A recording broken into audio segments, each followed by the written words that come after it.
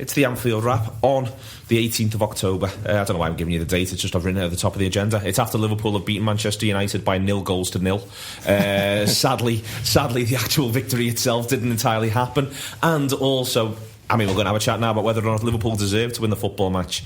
It's fair to say that Manchester United got the point that they came for. We'll come on to talk about that in a minute. I've got Andy Heaton. Adam Smith will join us. He's currently on a broken down Managerial train. It was going to happen to someone at some point. Glenn Price and Simon Hughes are all here. And I'll go with Simon first, really. United got the point they came for. They set up for that point. They put a lot of their energy into the first 25-30 minutes of the football match, but not getting beat was the paramount thought in their minds, and they can go back into that dressing room, they can pat each other on the back and say, lads, that was mission accomplished. Yeah, I think listening to Mourinho closely after the game, it was quite clear that that's what they'd set out to do, which I think shows a huge amount of respect to Liverpool. You know, when you think over the years, it's very un-United-like, isn't it, really? Well, you say that, I'm going to contradict myself. You think some of the times when Ferguson came to Anfield with I think they just carried a bit with more of a threat some random players in the team. I remember playing like Quinton Fortune in the middle of midfield just to kind of make them a bit more solid in the middle. I certainly don't think a 0-0 draw is bad for Man United. I know they're going to get stick for the way they played, but you know, it's all going to be determined by where they finish at the end of the season, not now, is it? We'll only know how valuable that point is for both at the end sides, of the season. For both teams, yeah, for both teams. I mean, I don't think Liverpool played particularly badly. I just think it was one of those games where not a great deal happened, and a draw was a fair result. I mean, I understand, you know, everybody goes a bit mad about, you know, when Liverpool don't happen to score 4 or 5 goals at home as they have done in the last 2 games. But you know, United are a good team. They've got good players. They've got a world-class manager. You know, there will be some times when this happens, and I've seen that kind of performance from Liverpool against United, you know, countless times over the last 2 decades, really, and against other, you know, top quality opposition. So yeah, I don't think it's the worst result in the world. I just think that, you know, from a Liverpool point, it's how both teams go into next weekend's game and react to that. You know, if they could both go and win next weekend, the manner of that performance and results will be forgotten about. There's a ton of interesting things that said there, Glenn. But the first thing I want to pick up on is he's mentioned these previous results against United and previous performances against United. But we've seen Liverpool lose those games. Is my point. My point is that Liverpool have lost. You know, I'm thinking of Tevez, I'm thinking of O'Shea, I'm thinking of Rooney, I'm thinking of Forlan, where United have come, not been that interested, maybe carried a little bit more of a threat, but not that much more of a threat. But Liverpool have managed to conspire a way to lose the match. What struck me watching the game last night was from about 55 minutes, 60 minutes, I just thought, well, there's no way we're going to lose this one here. We're not going to let ourselves lose it. We're not going to take, when Si's talking about how everyone goes into next weekend, we're going to go into next weekend having not lost this game. And I think that whilst the manager's been quite critical of his team post-match, I do wonder if secretly, if when he's talking to his backroom staff, he is maybe saying, well, you know what, the gnarly, this Liverpool team, they didn't overcommit, they didn't get carried away. I thought they were really switched on as well, because I thought in the first half an hour, you know, United were a bit entrenched, and you know they were looking for the draw, but they did have a little peek to see if they could get anything from the game. I think that was quite noticeable. They were a lot higher up in the pitch in the opening half an hour than they were in the last opening half an hour. But then there came a point in the first half where Liverpool, you know, slightly got into a bit of gear, and I think it was a bit of nous from, you know, just the side where just, you know, Liverpool could barely control the ball in that first, you know, opening half hour. But from the period of about 30 minutes, you know, they just looked to just, you know, get in the game a bit, you know, pass it around, you know, maybe not going anywhere, and you know that's what Klopp might not like, but they got into the game, and we saw that it was a bit like Swansea, really, wasn't it? It was a really slow start against Swansea in the opening half an hour, but Liverpool did actually get into the game. This is what we're going to see, I think, Andy. We're going to see a lot of sides coming to Anfield, or even when we go to their place, trying to break our rhythm, putting loads and loads of energy into the first half an hour, trying to say Liverpool aren't going to start fast, we're not going to let you start fast, and we're going to disrupt you and hopefully get 1-0 up. We're going to try and go at you as much as possible. It's what we're going to have to get used to. It's what's going to happen. Yeah, but then not many teams will be able to do that with the defensive quality of Man United.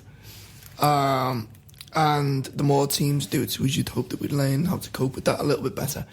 I think we walked into United's trap maybe a little bit first half. We just tried to force it a little bit, and it was only noticeable. I mean, there's a couple of things here. I would say I watched the game with John, And it's a bit of a weird one. Like, Simon, I'm going to contradict myself, because about 15 minutes in, I said to John, we're going to be fine here, because there's no way United can keep this up for 90, because they'll just tire themselves out. And then at the same time, about 15 minutes into the second half, I just looked at it, it's going to be 0-0. It's just one of these games. This is going to finish 0-0, because it looks like the players have convinced themselves.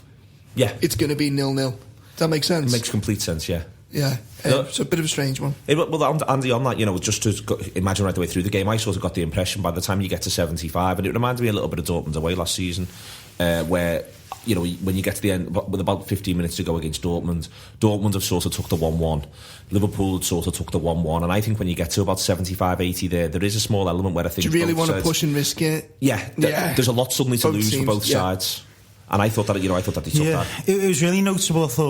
I was watching Klopp the first half, as you tend to do at matches, and he was pacing up and down his technical area trying to get it right. There was none of that. The last 20 minutes, I think Liverpool were, to use a Sky term, knocking on the door a little bit, but without really going for it, foot to throat. And I think it was just telling it, his manner on the touchline, really. I think he probably thought, as Andy spoke about setting a trap there, the United still had one or two opportunities, which I think Ibrahimovic should have done better with his chance. But I think he was wary of that. I think, in the end, both managers looked pretty satisfied by the outcome. It had the potential to be like one of those games, I think, because of the international break. When Liverpool have come back after international breaks, it's been a bit of a mixed bag of performances. Sometimes they've been very good, sometimes they've been actually quite bad, and then you've also got to weigh in the fact that I think the success of this Liverpool team so far this season has been born out of the consistent team selection a little bit.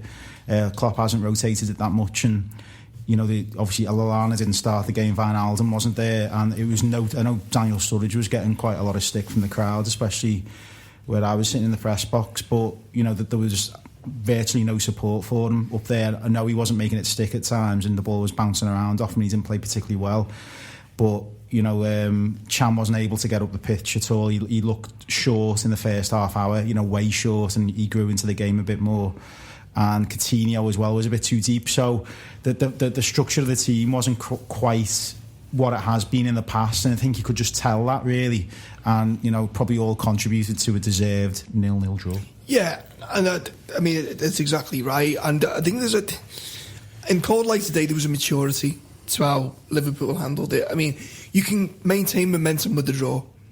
If United win yesterday, you can see the back pages. I would have liked to have gone with the Miguel abandon at the time. Now, cold light today, and again, it's interesting. I never noticed the manager and the manager's body language, which is quite telling. Draw with United at the end of the season, if we finish in the top four, let's be honest, no one's really gone, oh fucking hell, I wish we would have went for United in the last 10 minutes. It's just something that, I think maturity is the watchword there, where they've accepted that, what's the worst case scenario here? Can we just play this out? And if we get one, we're more likely to score than United playing the way we are. And if we don't, it's not the worst thing in the world. It was quite interesting. You obviously mentioned the word maturity there, and like Mourinho was quite keen to spin the agenda afterwards, saying, we emotionally played the game better. Now, I think they did the first half. I think they managed to kind of contain Liverpool, and I thought Liverpool were too, as you said before, too keen to make that pass too quickly. They weren't trusting themselves quite enough. But I thought in the second half, Liverpool did look the better team and probably managed the game just as well as United in the second half, if not better. But Mourinho was trying to push that. He's always trying to push his own agenda because he's a prick. Well, you said that. I think that there is something in that. It's Glenn, it is this sort of I think when you go into that second half, when you think about that second half period, there's still 2 big saves that are needed from De Gea. I don't think they were quite as good as all the press that they're getting. I'll be honest. I think if he doesn't save either, he's getting criticism. I think that's often my flip for a great save. For instance, Tom Heaton's save that was highlighted rightly at the weekend against Southampton in the first half was a truly great. How on earth has he got that save? I think if De Gea doesn't get his hand to Coutinho's effort, people are going, well, what? How's he just? It's only. Can I just butt in? The hallmark of a good save is when you think it's a goal. Yeah. When you're not looking to see what the keeper's doing. Like you're not watching the arc of the keeper and you think, oh, it's good. A good goal is something when you go, hang on, he saved that. Yeah. Do you know what I mean? Does that make sense? Where you just think, bang, it's done. Because in your mind's eye, it's already in. Yeah, yeah. Sorry. I would have expected De Gea to make those saves. Yeah. If I'm being honest, the first one from Chan, he had quite a long time to kind of get ready for it because Chan was fiddling around with the ball a little bit. It wasn't a clean contact either, not able to get his shot away. And then the other one, Coutinho, wasn't particularly strong shot, but although it was carefully placed, so he was able to make those saves. But I think De Gea is top quality goal. He's really good at what he does, Glenn. But my point is that on that second half, Liverpool needed Manchester United still needed that from the goalkeeper. They needed the goalkeeper to make those interventions. They got it, but it shows you that Liverpool were the ones who were creating the chances, were turning the screw. I thought the saves were quite good, actually. I quite liked De Gea getting low to Chan's shot. But with the Coutinho one, you sort of know where Coutinho's going to hit it, when he gets in that range. So if it's a foot higher, it's a lot more difficult. Yeah, he probably telegraphs it a bit as well, Coutinho. But I just think, if that's against any other, goalkeeper or whatever, or team who like to sit back and defend as United did in that second half, Liverpool are probably coming away with that with a 1-0 win maybe, and the narrative this morning would be that they can break teams down and this is like championship winning form. De Jong's tackle on Firmino was not Valencia's tackle on Firmino as well when it was a great tackle, that wasn't it? He played really well actually, Valencia. He's really impressive, isn't he? How he's grown into being a right back from being a wide midfielder. He's a really, really good fullback, I think. Yeah, that was the one of that's why I was thinking maybe it might make more sense to play Mourinho and where those rumours were coming from, because Milner's been, I think it was against Barcelona in the pre-season, Milner got ripped a bit by one of their pacey wingers, and I just thought to counter that, Mourinho might have been a good option, but Milner was fine as he always is. But yeah, that last-ditch tackle on Firmino when he just looked destined to score was great. The other thing I think which is significant is in 2 different ways United side had to focus everything on stopping Liverpool. Even when they played well for half an hour, they didn't actually carry very much last 20-25 yards of the pitch threat. Even when they were on top there wasn't, you felt as though they decided to put all their energy in the whole football match into the 30 yards between the halfway line and Liverpool's goal, and not the subsequent 25 yards. That means you kick it into Liverpool's goal. And then the second half, they were focusing all their energies on sitting back, concentrating. For me, it's noticeable that for a football match where you and I might think it wasn't particularly high octane, 2 footballers go down with cramp. Yeah. Both in the United area. One's one of their centre halves and the other one's Firmino. And for me, that tells you how intense a football match it was to play in, how draining it must have been for both sides in different ways. Liverpool trying to force the issue and little springy sprints to try to find some space. United having to shuffle across, and to see a centre half go down with cramp in the context of something like that after 80 minutes is quite strange. But it tells you the energy they were putting in. Yeah, because I know after the game somebody put a question to Mourinho about Andy Herrera having a great game. I assume the Sky pundits must have been saying that, but he was quick to kind of talk about the role of the wide players who were around him. I thought Rashford had quite a poor game with what he did with the ball, but his position was very good. And that takes a lot of concentration over the course of 90 minutes against Liverpool. I think, obviously Andy just mentioned the chance for Firmino there. That was the only real time where United looked vulnerable and exposed in the whole game. That came from a bit of magic from Coutinho with the flick as well, wasn't it? Yeah, well, that was it, yeah. I thought, you look at United and they still don't convince me as a team that can win the league, if I'm being honest. I thought Pogba was anonymous. It was a team very much set up to kind of contain Liverpool. They don't seem to have the right balance, I think, in their team to go and flatten the opposition. I wasn't surprised when they drew with Stoke. Stoke had been on a terrible run and still got a result at Old Trafford. and I think they probably deserved it as well in that game. And it seems to me that like Mourinho just wanted to make sure that they can't really afford to get beaten by Liverpool after that result. And he can, he's a top, whether we like him or not, he's still a top quality manager. I understand that people will say, well, he's always operated with high budgets and everything else, but it still takes something to get teams over the line in certain situations. I understand, that he has always been able to kind of play around with money. He has never really been under pressure in a different way, but ultimately, he's only lasted at certain clubs for a certain period of time. But in games like that, I think he knows what to do. And I think United will probably end up winning something this season. I think the way I look at United, they're a bit like Chelsea that first season when he went back there, the first season, they went close to the title, but obviously not close enough. Next season, you'll probably see them, very close to the title of not winning it. The season after, he'll probably get sacked. He just seems so joyless, though. Yeah. I think he enjoyed last night. Don't get me wrong. He really enjoyed last night. He's the arch pragmatist. Don't get me wrong. The arch pragmatist, and yet he'd be skipping. He was really, really. I mean, it was noticeable. I don't know whether you got into this, Glenn, because I know you were in the press room. There were certain little things he was doing. It's like he kept on saying. Henderson had done an interview, hadn't he, with the media and spoke Liverpool up quite a bit. He kept on making his name sound like Anderson, the way he was saying it. I don't know if it's just deliberately trying to be disrespectful to the player based on what he'd said in the press. He was really revelling in it last night. It was a bit like when Chelsea came to Anfield and he was sitting there with his cold, like coughing and spluttering over everybody, spreading his germs all over the place. But I could talk about him all day because I actually do find him interesting. I don't dislike him as much as other people do. But what I think is, I always remember there's a Chelsea team that comes to Anfield, scores 05-06, and he's a different manager now. He is hugely different, and I think that's almost a bit of a shame because he genuinely was a much more interesting and better manager back then, and now instead he's become defined by this sort of grouchy latter-day image that he's just got for himself between his time at Inter Milan and his time at Madrid. He's come back as just, he's basically come back as everyone's annoying uncle, rather than being the interesting, charismatic, suave man who's going out with your auntie who's divorced. And that's what he was when he first arrived. I wouldn't say washed out because he's going to get results, but he's just like, he's really good at his job. When I say joyless, I don't get the sense that he's inspired by anything. He doesn't seem like he loves his job anymore. Exactly. He's saying he seems I think the whole Real Madrid thing, the pressure of managing that club and wanting to be loved and not feeling loved in the job that he wanted all his career has had a profound effect on him.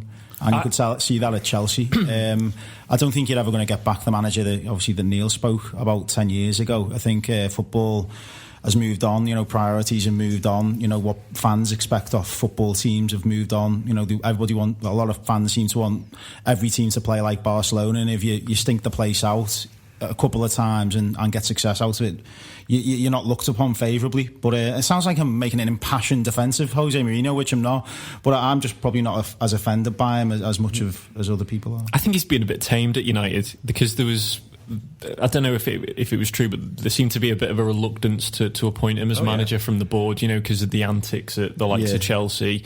And so he's trying his best not to. But he enjoyed himself. But he enjoyed himself, and in the fair play to him. in the press conference afterwards, he looked like he didn't want to be there. He was quite mundane, and then. But I thought he was good in the press conference last night. I really did, because obviously everybody reported. Journalists he came back in. That's what I was going to say. To correct. I think it was Matt Dickinson. Matt Dickinson, I think, asked the question about the 35.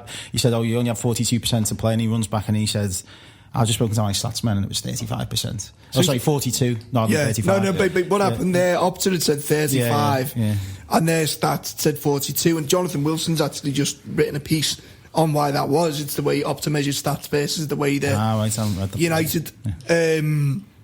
United measures stats. Just on the Mourinho thing, I'm not a particularly big fan of it. Let's be honest. But what Glenn said is a good point with United. He's behaving himself, but, and I can't claim this to be my own knowledge, we spoke to Sid Lowe me and John had a chat with Sid Lowe when we were in Spain a couple of months ago, and we were talking about whether he's going to get the United job, blah blah blah. And then John said, well, he's going to have to be on his best behaviour. He said, but he said, apart from Chelsea, when he first went there, I'm the special one, dickhead. he's gone into the clubs. When he went to Madrid, he was on his best behaviour for 6 months. The mask slipped. When he come back to Chelsea, I am the normal one. He was fine for a few months. The mask slipped. The mask always slips with him. And it was a case of, if he gets the United job, he'll have to play the game harder than he's ever played it before. But at some point, when he's particularly annoyed, say we got a last-minute winner last night, something will take him over the edge. And you'll see that, that the spiteful... The referee would have got it last night if he's lost. Okay, Adam Smith's joined us. I want to do a quick opening question before we get back stuck in. Also gives us an opportunity to take a breath and let Adam introduce himself to the room and the listeners. Tim Smith, the gaffer, has asked the opening question. How are you, Tim? I'd call him Sir Andy or he'll get upset. Favourite boxed confectionery. He gives examples of heroes, celebrations, etc. Adam, what is your favourite boxed confectionery? The Lindt chocolate balls. Has he just took yours? Yeah, I thought I'm being thoughtful here and no one's going to say it. Yeah, they're phenomenal. There's really everything's good about. I don't like dark chocolate, but even the dark chocolate's good on them. But the white chocolate is particularly. How many can you eat in one sitting? 70,000. I could just eat them all. Like, if I get one for Christmas, the box won't last a day. Like, I just get through because they're just Moorish as well. And I find them a bit too rich. Combination of the two, really. I find them a bit too rich. No, I can do a great 3, and I'm like, I can skip a 4th. So I'm surprised you can do that many. Honestly, but I love rich chocolate. Like, I've got a lot of time for it. So yeah, I mean, Simon Hughes. All right, in light of that, I mean, I do like dark chocolates, and you don't get many boxes of confectionery when it comes to dark chocolate, but you do in Terry's. You get a dark Terry's chocolate orange, and I'd go for that. You go for that? Yeah. I like that shout. Andy? What's the concept? Just a box? It comes in a box? Yeah, it comes in a box. You can go as loose with it as you want. Heroes and celebrations have been mentioned here, but run with it. After 8s. After 8s. It's a strong answer from Heaton. Glenn?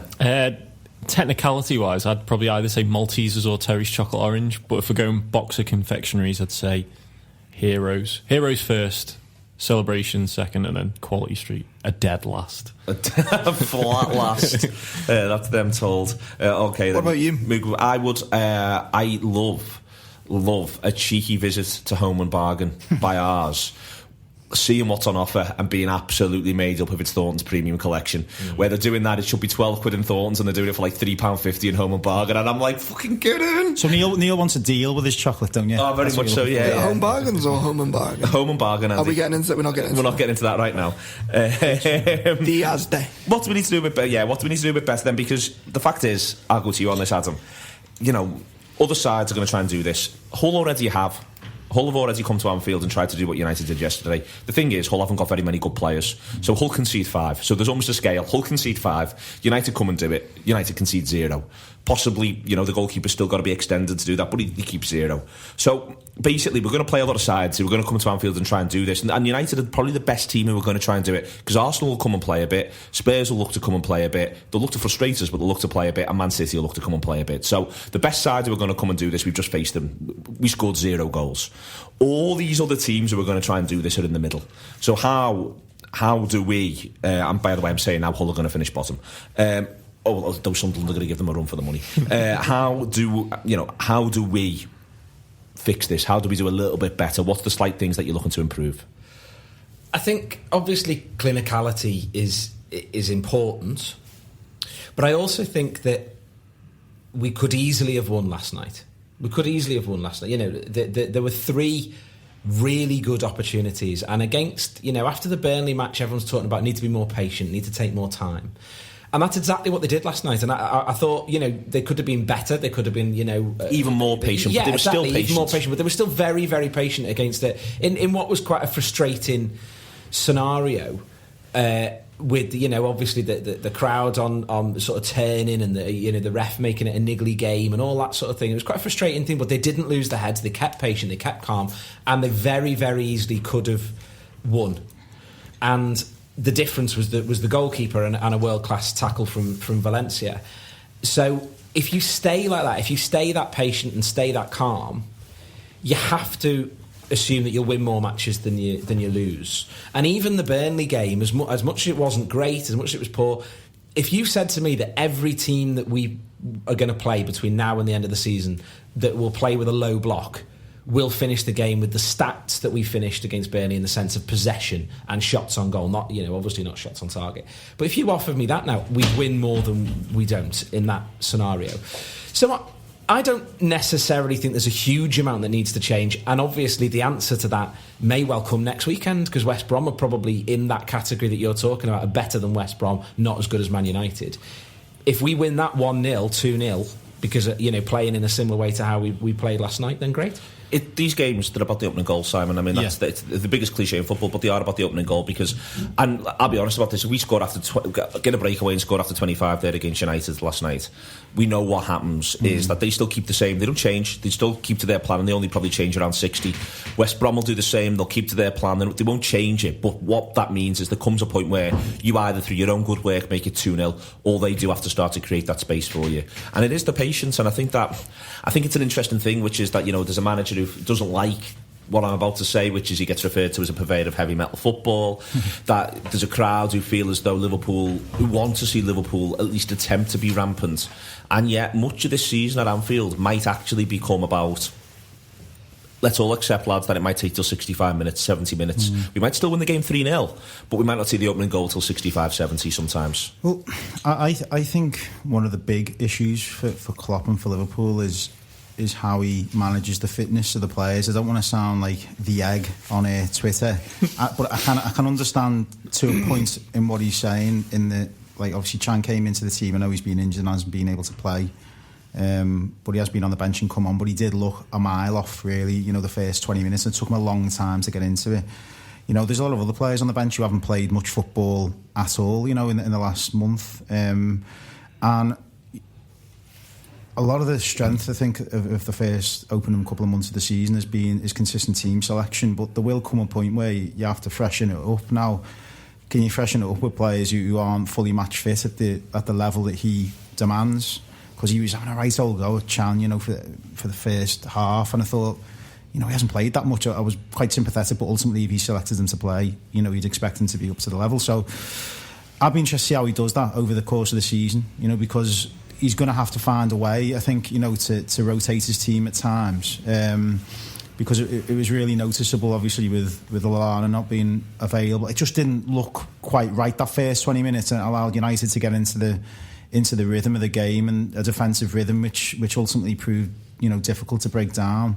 I suppose over the course of the season, the point I'm trying to make is that I just think he's going to have to find a way to integrate the players at certain times and make substitutions at the right times and give. I know he hasn't got a Champions League, you know, or Europe to contend, but that obviously means that a lot of the players aren't getting any game time. So he's going to need to find a way to have a squad of 18, 19 and not a squad of 14, is what you're saying. Exactly, and so there's a challenge in that as well, you know, and I get the impression he hasn't quite figured it out yet. Yeah, I think that was Chan's first 90 minutes since the Europa League final, wasn't it? But he's played, you know, the odd game in the cup. He had 75 at Burton before he got himself injured again. Yeah, and then that I think Lana said in the pre-season when we were out in America that he said, you know, it's important not for players to peak physically. So I just think there might be a case of, you know, different players peaking at different times. That you've got Origi who started every game in the League Cup, so you know that's keeping him ticking over, and then potentially coming in towards the back end of the season like he did last year. Maybe things like that, but he has got the options to rotate. It's just about making sure they're ready to come in at the right moment. Interesting one. I mean, I agree, and there are some question marks on that. But I mean, I don't misjudge how pleased we were to get Cormier in, who's, you know, supposed to be looking after that kind of thing. It occurred to me something. Yeah, the manager said after the Swansea game when he said, "Oh no, we looked electric in training," you know, and I just didn't see that on the pitch. And you also wonder. And hindsight's great, isn't it? And you're just hypothesising, but whether the break we've had between games has actually been too long. You know, I mean, I think he said he made a comment about, people asking me, I know it was only tongue-in-cheek, but we're only going to be training for Man United for Monday on the Saturday. So you just wonder whether, when things are that scientific now, you know, they try and work on, so suppose it's like 100-metre runner, you know, or even a boxer trying to make weight.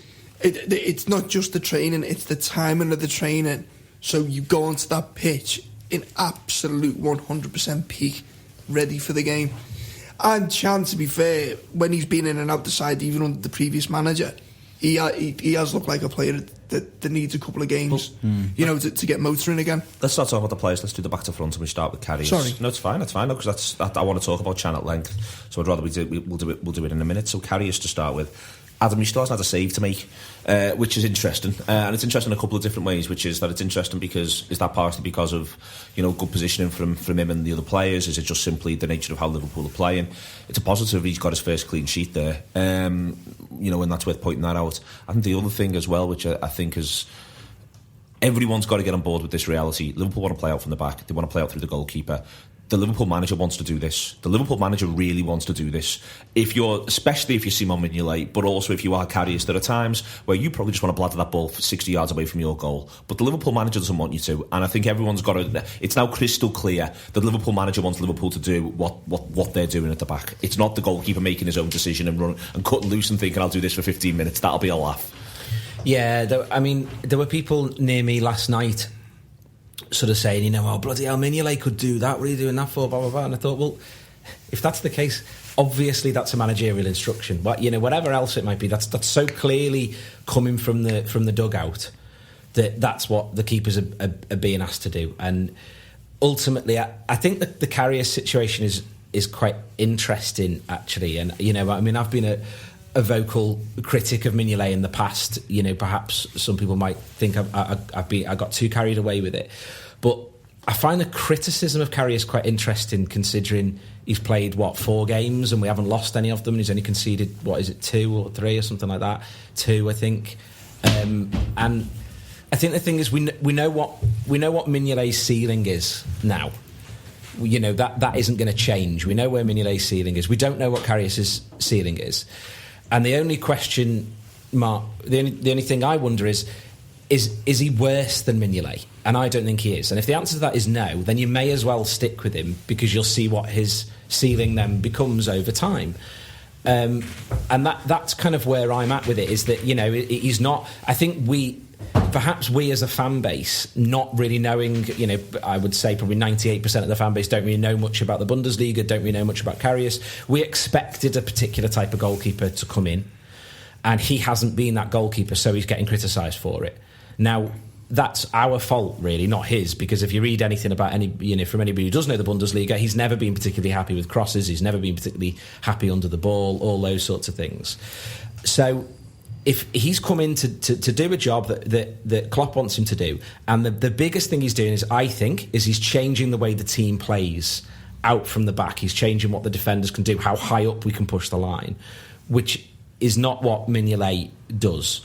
And so if he's not doing worse than Mignolet, and I think most of the performances he's produced so far, Karius, whilst he hasn't looked particularly comfortable, you could easily have put Mignolet in the same game and maybe had exactly the same thing. So I just think he's just doing what we expect him to do. I think the focus on Karius is largely because so we've been watching Mignolet for 3 years.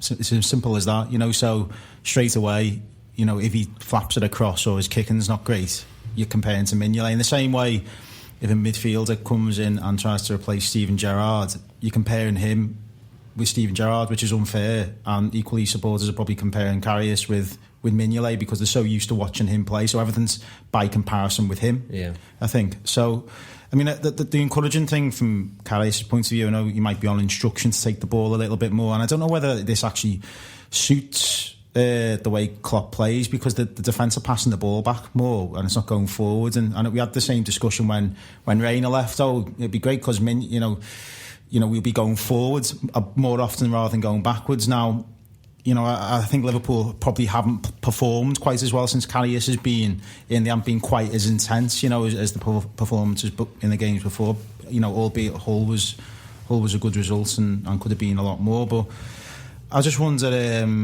whether he's on instruction to receive the ball backwards, or whether the team, in an encouraging.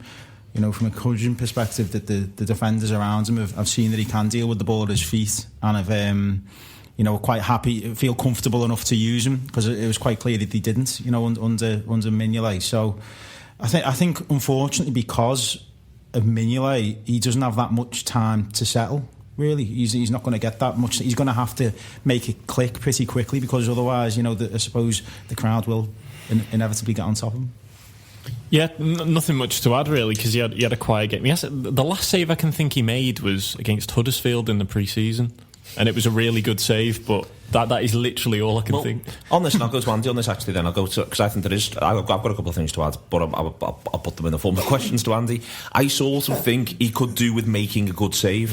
I think that for him, for everyone else, I think he could do with, for instance, and we said before, we all think of different levels, the De Gea save from Coutinho, but he could sort of do with just making one of them, lashing himself across his goal, tipping something around the post, everyone gets to get up and say, yeah, well in you, because everything else will always be, he could come for 2 crosses, get them, and then the third one, if it's, you've just shown me that picture of the one last night, which in real time I thought he should come for, the Ibrahimovic header. I watch it back now, he should never come for that in a million years. It's a really good ball and it's never there for him, but in real time I'm thinking, why isn't he coming for that? And my point is that he sort of needs to be able to go, save that, lads. I just sort of wonder if that would help everybody. It's the unknown quantity. He's not really had a chance to show what he can do, which is where you're right. And there's no show reel of previous stuff in the Premier League, because people just don't look for it. And if they really want to investigate it, they can. But it's fine to moan. It's more the thing that's annoying for me. I'm pleased that he stuck with him, and I think if you bring him in, he's signed to be first choice, and then if you bring him in for 3 and then throw him, I think you're potentially writing him off completely then. De Gea arrived, and it's a great fanfare. I don't like, I've already said to you, I don't like the De Gea comparison, but because everyone makes it, I'm going to address that. De Gea come in for a massive fee, and there was a plan there, and when he got rotated for Lindegaard and the Polish keeper, anyway, Kuszczak. You always knew that he was going to come back in, whereas I think massively, if he brings Mignolet back in, I think that's pretty much it, unless Mignolet makes an absolute nightmare, and then you're ruining the pair of them then. And it's hang on, Neil. Yeah. It's the binary nature of the discussion that I'm not particularly keen on. This thing about, what if Mignolet would have done that? Oh, Mignolet would have done this. Mignolet would have done that. Oh, he wouldn't have done this. It's not. You should judge him on his own merits and give him the opportunity to show you what he can do. But at the minute, he's on such a microscopic level of it. People are looking at into micro details into what he's doing and how he's performing.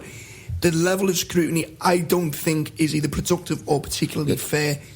On this United comparison, Andy, and I'm really glad you've raised it the way you've raised it there, that United comparison, because I think that's a massive thing to point out. Anders Lindegaard had never been and had no plausible ambitions of being Manchester United's number 1 goalkeeper. It's a bit like the Mignolet Brad Jones connection, isn't it? Yeah, that's it. He's come in there. Kuszczak as well had no realistic ambitions and had never been Manchester United's number 1 goalkeeper. No. And so when you say you're ruining the pair of them, I think that the point is that if you do drop Mignolet back in, he's going back in and he's thinking to himself, if I don't perform here, if I make one mistake, I'm back out. And he's not particularly mentally strong. Exactly. We don't want to expose him to that. You're suddenly doing that to him, and I think that's. I don't know what you think, but again, I think this is why the notion of genuine competition within goalkeepers is something you've spoken about a lot. There's this idea that you should have genuine competition. You know my thoughts on this, that you have a number 1. Your number 1's your number 1. You stick with him and you allow him to make the mistakes. And if he's not good enough, then you change him. But you don't. But you change him for a different goalkeeper. You don't change him for change's sake because he's not performing. I'm a firm believer that competition for places in goal is counterproductive, because you're always looking over your shoulder, and it's all about split-second decisions. And if you can go in with the presence and the calmness of mind, knowing that you're allowed to make a mistake, you can play your own games. The minute you second doubt yourself in goal, you've had it. We saw it with Jersey do that. Yeah, completely different goalkeeper the moment he makes that mistake with Forlan, because he suddenly feels under pressure and he's not at the level. Istanbul was great, blah, blah, blah. But his form after that was never, ever, ever remotely close. And people forget how good Dudek was, by the way. Yeah. When he first signed. He was a great goalkeeper. So, yeah, my thoughts on it, he needs to know he's the number 1. He needs to know he can make mistakes.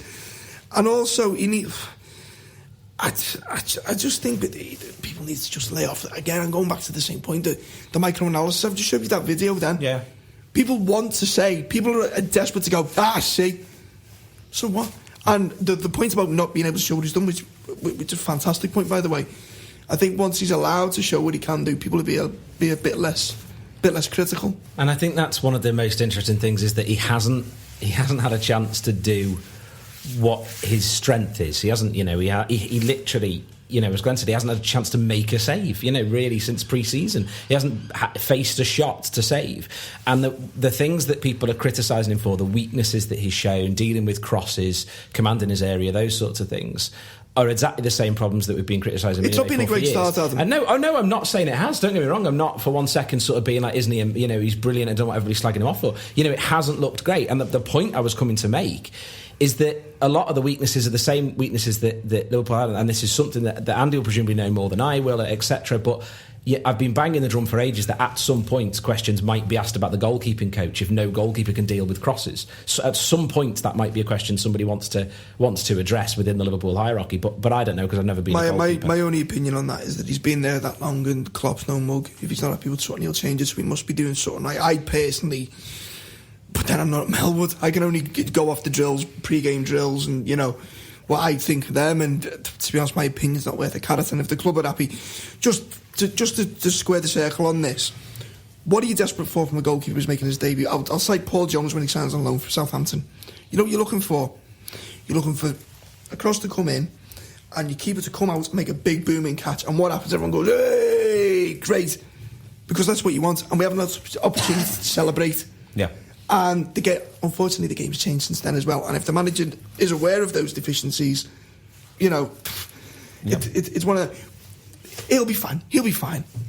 Okay, moving to Matip, who I thought looked... Oh, and a clean sheet, by the way, as well. A clean sheet, exactly. He gets to go back in and celebrate season, that. Yeah. Matip, carrying it off from the back, I think he's, like the rest of the Liverpool side, struggling with the intensity United first 2025. But then I thought I was impressed with him. Frankly, I think he has a good game, and it's noticeable. I've got them down next to each other here. What I like is it's noticeable Matip's carrying it out from the back, and it's noticeable Lovren isn't. And that to me suggests everyone's very clear on what the job is, everyone's very clear on what the role is, both in and out of possession. And I like that. I like the fact that it's clear that Matip's going to have licence to go, to step, Henderson's going to sit in. This Liverpool side does know what it's about in that regard, and I was impressed with Matip. I really like him. I think he, in a couple of months' time, he's had one or two iffy moments, but he hasn't had any iffy games at all yet. I think you can see that he's played at a club before where there's high expectations. I know, like in England, probably Schalke aren't seen as a big club, but they've got a 60,000-70,000 seater stadium, really partisan kind of working class club which is underachieved, if we're being honest, for quite a long time. And you can tell he's played under that pressure before. I think, you don't see many players come in from abroad, particularly centre-halves. It does, for the same reason as the goalkeeper, really. It's a much more physically demanding game in England. I mean, last night couldn't have been an easy game for him. If you give Ibrahimovic a sniff, even sight a goal, apart from obviously he missed that one sitter, really. If it was right in the centre of the goal, I think he probably would have scored that. But I think by and large he's had a really good start to his Liverpool career. I know the defence has been getting a bit of stick, but I just think over the course of the next few months, if Karius, Lovren, Matip are allowed to develop and they don't keep on getting injuries, he's had a couple of partners already centre half, which is never easy when you're trying to settle down. It's little things like, I know they all speak German as well, so they'd probably be able to communicate a little bit more in the training grounds and get to know each other a bit more. I know there's question marks about Liverpool's defence, but I don't think it's just purely down to defence. I think it's the way the team's built as well, set up to attack. So, yeah, and I think he's had a really good start and performed well. Matip and Lovren, Glenn. Yeah, I think both of them did well. And it's not easy going up against... there's a lot of Ibrahimovic who's absolutely massive, and United are targeting him. But Emre Can did quite a good job in goal kicks with Zlatan, if I must add.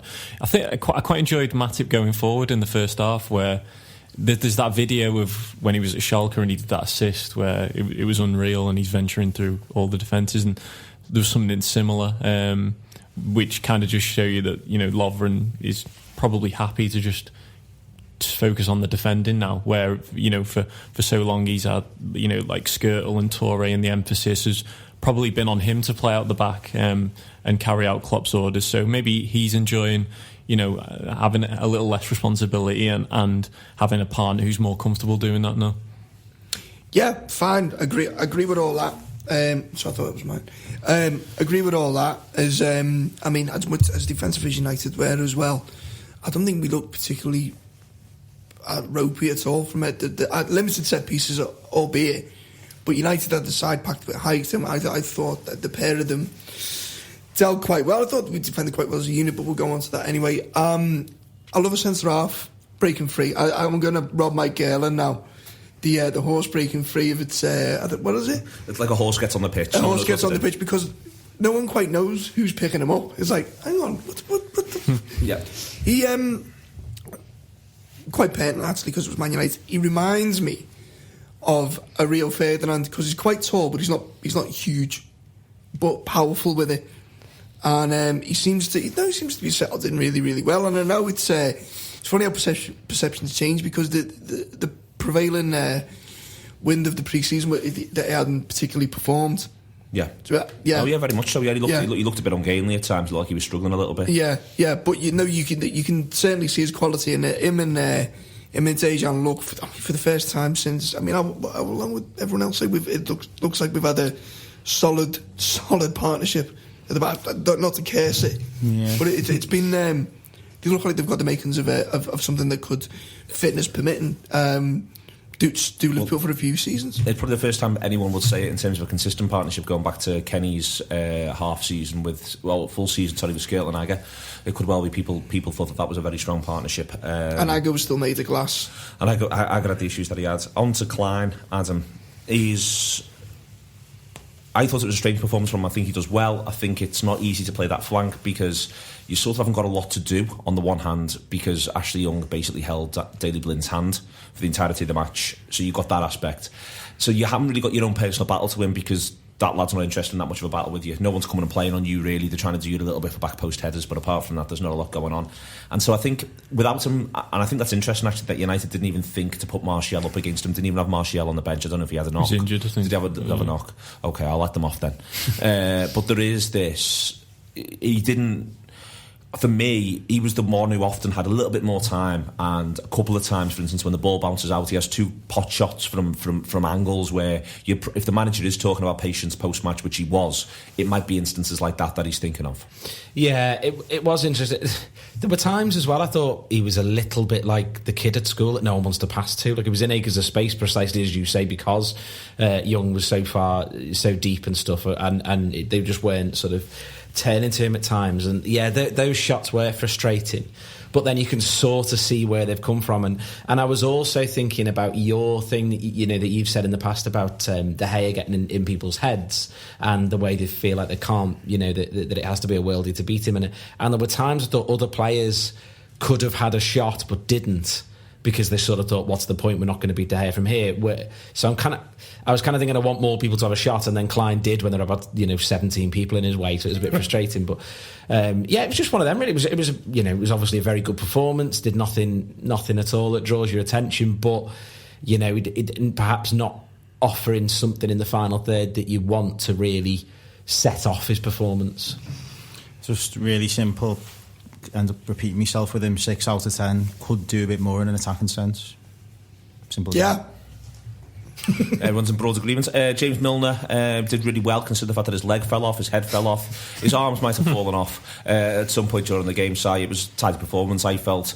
Again, maybe a couple of times you feel as though we might just be on the verge of getting in. Second half especially, the Rooney change was not in any way mad or unexpected, but it was just quite funny to watch James Milner and Wayne Rooney, who've been doing this for 15 years now, coming up against each other in a competition of lads who can't run as quick as they'd like to be able to. Down that flank. It was again, you just, maybe he was rattled. He definitely was carrying an injury for 15-20 minutes before he actually came off. You just maybe wanted him to be the one who provide the little bit of something that created a bit of space for Liverpool. Yeah, there were a few times in the first half where Rashford actually got into good positions, but his crossing wasn't great. He did get exposed a couple of times actually, and it was noticeable. Like Klopp was not shouting him in the same way he was shouting at Chan, because I think Milner's a far more experienced player and would know. He just reminded him, you've got to do something different a little bit there.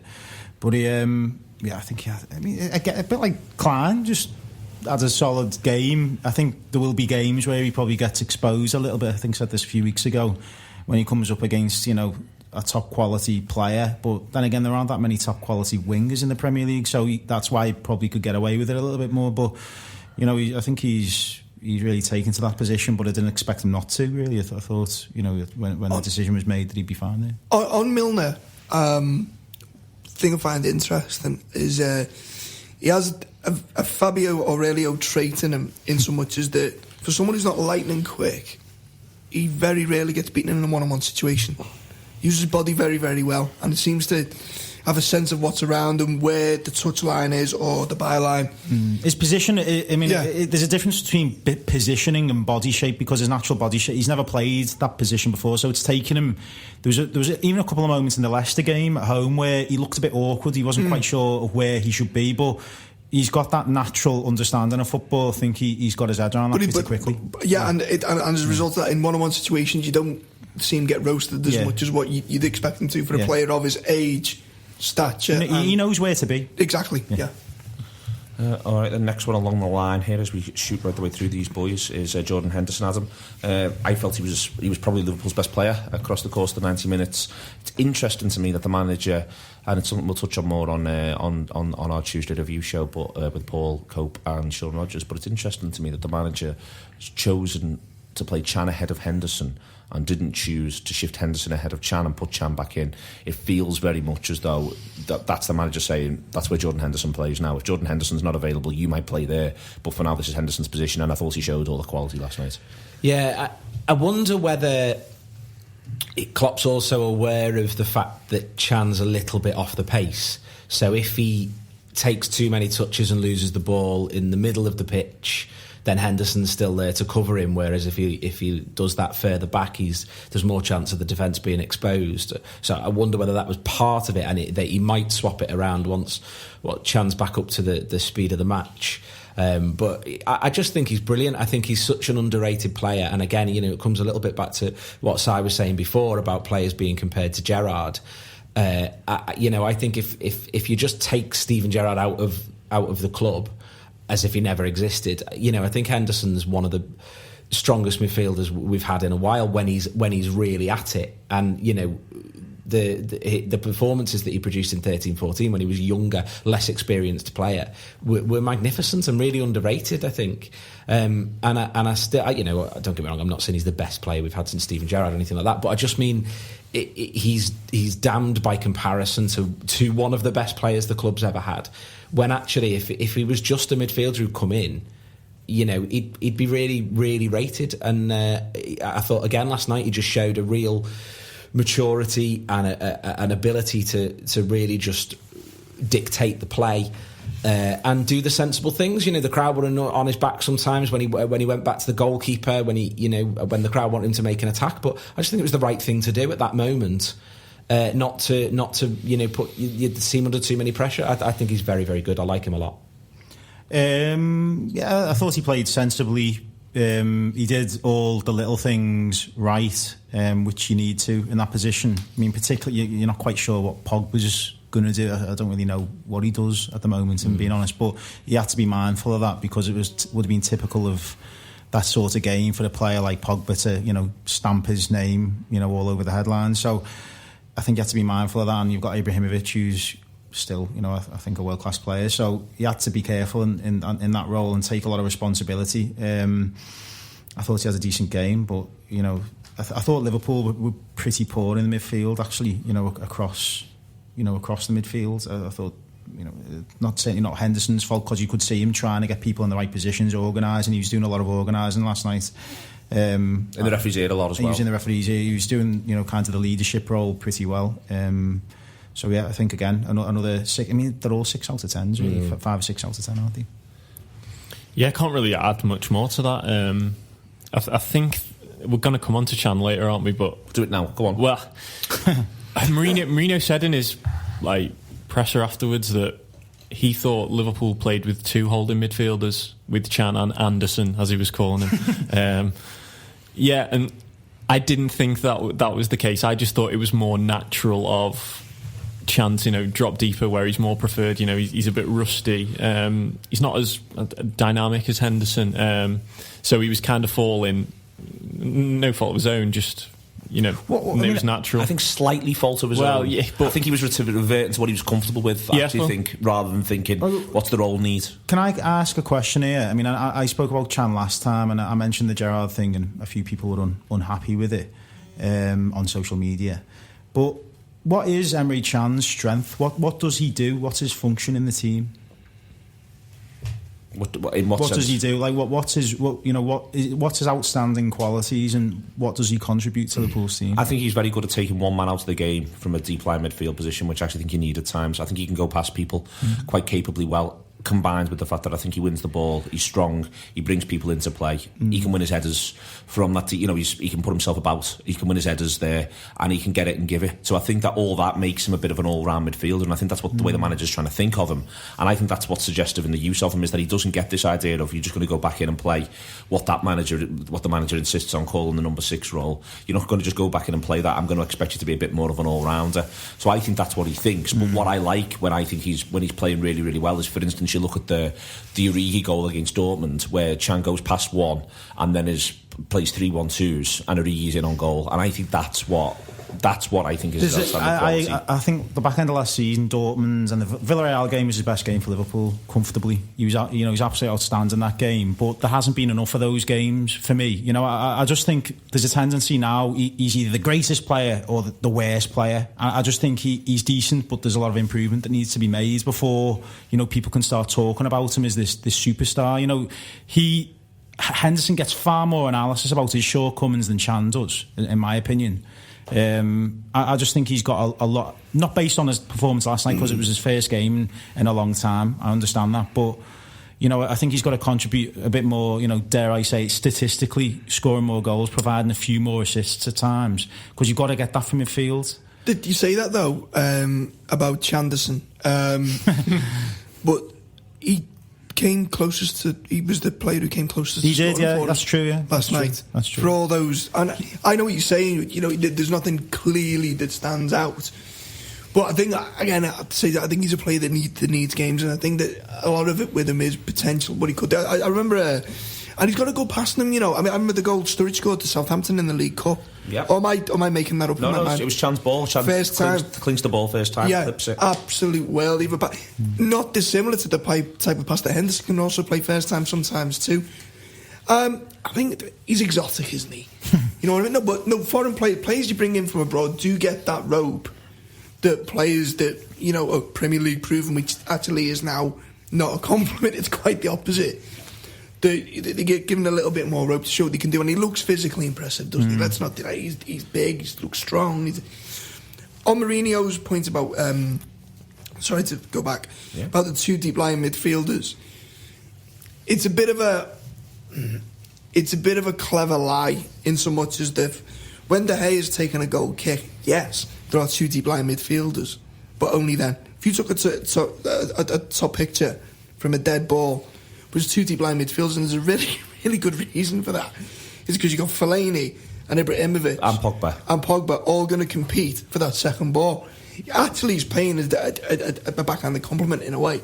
But when the game was actually being played, there was no way we were playing 2 deep midfielders. He's doing the typical Mourinho thing of deflection, because he's played uber defensive, and someone's questioned it. So instead of trying to be clever, he's just fired back. Nah, we weren't defensive. Liverpool were defensive. You look at that Liverpool lineup and tell me how that lineup's defensive. It's not. No, it's not. Sorry to go off on No, it's not. But this is the key problem, really, which is where I actually think Liverpool missed both Lallana and Ronaldo when Lallana wasn't on the pitch, Adam, where, Chan wasn't going to be the zippy, for want of a better word at this stage, centre midfielder that we've actually seen Liverpool play in front of Jordan Henderson this season. He wasn't going to be that centre midfielder who lives his life on the half turn, who's looking to pick the ball up, who's looking to immediately turn away from one, straight away.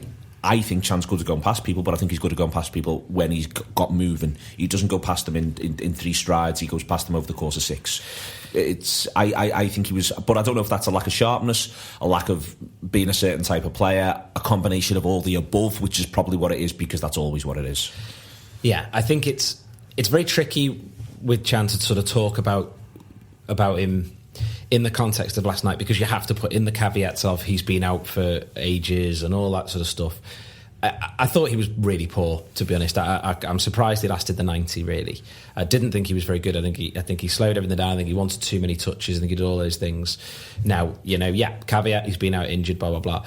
Not to put words in Si's mouth, but I wonder whether kind of what you were getting at before, Si, was sort of when you were saying, what does he do?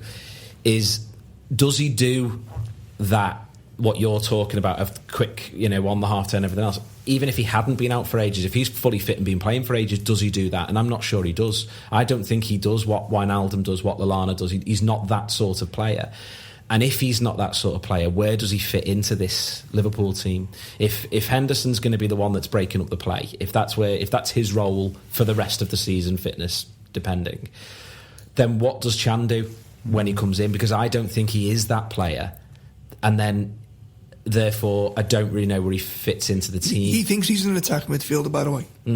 But that's... He's actually said that to us. We've asked him that, and he said, I think my best position, if pressed on it, is fair. It is an advanced, not a Coutinho type, but yeah, the attacking edge of a midfield. I think that is his best position, and I do. I'm not having a go at him. I don't think he's a bad player. I don't think. What I'm saying is, I think that he's got some way to go to become the player that the reputation that he seems to have at the moment. But I think his strength is running with the ball, through the midfield, and very few players can do that. But it's not really resulting in anything that is defining or constructive. I think Liverpool have got players who can do things a lot quicker than he can, and I agree with Adam. I wonder where that leaves him, his position, because if he thinks his long-term position's in a more of an attacking role, Jordan Henderson is still a relatively young player and is doing that job pretty well, and he's the captain. Henderson's proven himself that he can play deeper now as well. I mean, I think I'd like Neil's opinion on this, actually. Sorry, I'm suddenly hosting this show now. It's fine, cut loose. I think the temptation with Chan is that, and going back to his physical attribute, it's so tempting to give him the benefit of the doubt, because if it does work out and you can get that out of him, you've then suddenly got a hell of a player on your hands. And I think you're right about that. I think it's difficult, and I think that the problem he's going to have in general now is going to be nailing a play style, and I think that's going to be the hardest part for him. Because if you're asking me, if one of Lallana and Wijnaldum aren't fit, I'd rather drop Coutinho in to play there than bring Chan back in, and I would now keep Henderson where he is, and I wouldn't move him forward. And if you're asking me, the next part of that therefore becomes, well, then would you give him the go? Therefore, if there's it's a League Cup game or something like that, where would you put him in? Even there, I'm probably thinking, well, I'd probably rather for now drop him in Henderson's position, because I want to see Ajaria and Grujic. If you're going to do the big switch, I want to see Ajaria and Grujic, and especially Ajaria get some opportunities this season playing in front of a midfield holder. So if he thinks that's where he should be in one of those two, well, even there I can end up putting him fifth in the queue. And if I can put him fifth in the queue for that position, then it does turn into, well, what else can he do and where can he do it? And I just sort of wonder if he's going to end up having to be pretty versatile to grab a position somewhere in this Liverpool team and then keep that position over a period of time. And to the point that, for instance, we haven't seen Alexander-Arnold at right back yet, and I'd rather see Alexander-Arnold be given a chance at right back if something happens to Klein. But it wouldn't surprise me if maybe the manager will go at this stage, I'll put Emre Can there. And that might be how he gets, because for me, he's going to need to run of games to get his sharpness absolutely spot on to prove himself. He's got a lot to do. That's what I think at the moment. I think he's got a lot to do to get his place back in the team, because it goes back to what I was saying before. He's the type of player that needs games and momentum. Exactly. I also think, just before you move on, that it's interesting that if you say something like, I don't know how he gets back in the team, then the response from some people is, oh, he's a brilliant player.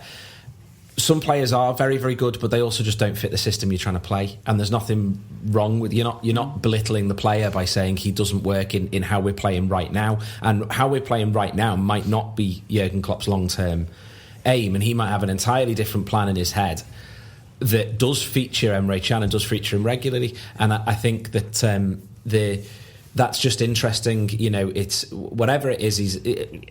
I'm not comparing him to Christian Benteke, but you know, Benteke is an example of a very good player who doesn't fit our style, and that right now, for me personally, is a little bit what Emre Can is.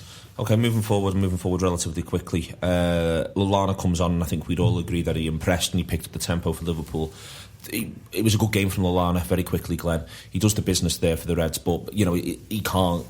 It's a shame we couldn't have had more of him, is the essence. Yeah, what a change in fortunes, because like he was being chanted, you know, when he was coming on as, you know, it's like the person who could win the game from the bench, which is, you couldn't imagine that 12 months ago. And Klopp mentioned that the medical staff did a really good job of getting him ready for the game over, because to be honest, I didn't think when did he come on? 60th minute around? Yeah. To be honest, I thought he'd, you know, maybe get the last 20 or 15, because he hadn't trained and, you know, he'd had the injury. But yeah, he did really well, and I like the word you use, Neil, zippy, because that's exactly what he was, and that is just Adam Lallana really in that position, isn't it? Gets it out of his feet, turns and puts Liverpool on the front foot. I feel as though Coutinho did well in both positions he plays. I thought he looked okay in midfield to start with. I think there were one or two issues in terms of getting Liverpool back on the ball. I think that maybe, you know, United in that patch that we talk about, that first 30 minutes of the first half, made it difficult for Liverpool to get Coutinho involved. But Liverpool needed someone in the centre of the park who was going to pick it up and run at people and make them make decisions. Yeah. Well, the first thing is, I think he tried to make things happen, you know, which is what I like about Coutinho. Even if he's having a bad game, he does keep on trying to, you know, to the bold things that might just come off, you know. And there's a couple of times it nearly did, just little passes that weren't quite threaded through, you know, with the weight that it needed to be. You know, the problem was when he is in that like kind of more withdrawn role, he's a long way from goal, you know, and ultimately, I suppose he's not going to make that decisive pass from 40 yards out that he might be able to do from 25 yards out. So it's about finding a way to get him further up the pitch. But unfortunately, Liverpool as a team weren't able to really get that high up the pitch last night, particularly in the first half. And that was what I've got next one to talk about on my list is Sturridge, and I thought that was what was killing Sturridge. And that I can understand, you know, what you said before. At times he didn't hold it up great, etc., etc. But there was in that first half, and that, you know, I'd say Sturridge gets 60 minutes on the pitch. For 30 of them, there's 30 yards between Sturridge and any teammate, and that they couldn't get near him because of how United approached the game, putting all their energy into that first half an hour burst. I think everybody always talks about what's going on in Sturridge's head. He did seem to be lacking a bit of confidence, I thought, last night, you know, after the last couple of weeks. You know, when he's trying to hold the ball up, it was bouncing off him. You know, I'm wondering whether he's conscious of getting a clatter from behind, because, you know, I think he likes a bit of space to operate in, and he wasn't getting that support from midfield for a variety of reasons. It was all a bit of a structural breakdown for a 15-minute period. Liverpool were pretty, you know, dire, really, as bad as they have been in any game, in any period of any game this season. It's not entirely all Sturridge's fault, but I think sometimes, you know, you get 2 or 3 players who don't play at the level where they potentially can. That's what happens, and I wasn't surprised to see him taken off after an hour. I think Klopp had to try and change things, and it changed for the better, but obviously not for you know, to contribute towards a really positive result. Moving on to Mane, as we are running a little bit short of time, Adam, before we get kicked out. There is, I thought it was interesting. I said before, Blind doubled up. Blind and Young doubled up on Mane, and he went wandering. He wanted to go and find some sort of way to get in the game. He wanted to go and force himself onto the issue in the middle of the park. There's 2 different ways to do this, and also it could be managerial instruction. The other thing he could have done was go, if these want to waste their time using 2 men to take me out the game, I'll just go and stand on the touchline. The pair of them can stand around me, and we'll allow space. What I was thinking was, at times he was actually in his actions making it more congested in the middle of the pitch, because at times both of them were just following him.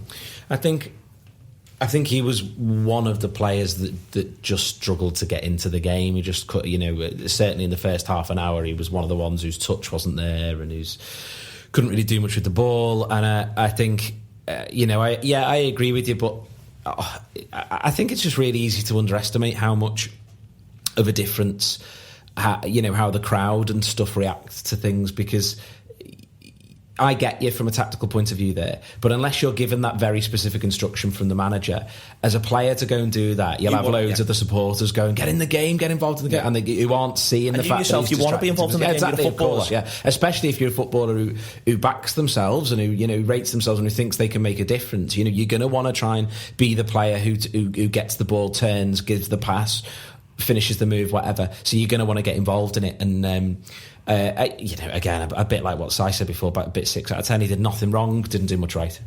Firmino, then, to sum it all up, Glenn, I thought he's constantly bright. I think, he's becoming more and more of a footballer you really enjoy watching. Maybe it's because you're now more and more used to seeing the impact that he can have. You've almost got more experience of watching him as a player, but I thought he was I enjoyed sort of spending 2 or 3 minutes just watching him run round, which, might be a bit simple, but I did. He put himself about a bit. It's kind of a new side because he was getting pinned back on the... sort of because he was playing in a different position, and I quite enjoyed watching him, putting his body in there sometimes, doing the stuff you probably normally wouldn't associate with Roberto Firmino.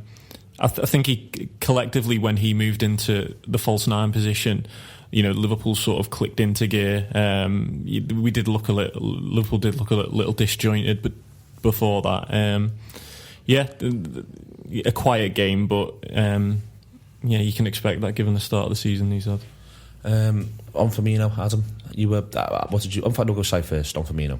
I think he looked the most likely to score for Liverpool if it was going to happen. Again, going back to confidence, he looked really confident.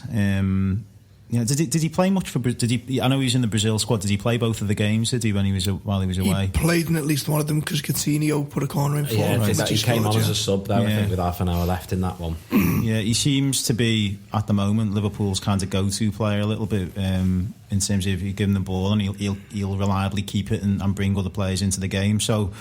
Again, the one thing that he does lack a little bit of is pace sometimes. Like obviously Valencia's a very quick player and you'd expect him to those little short bursts of acceleration sometimes. Does his overconfidence do him with the shot though?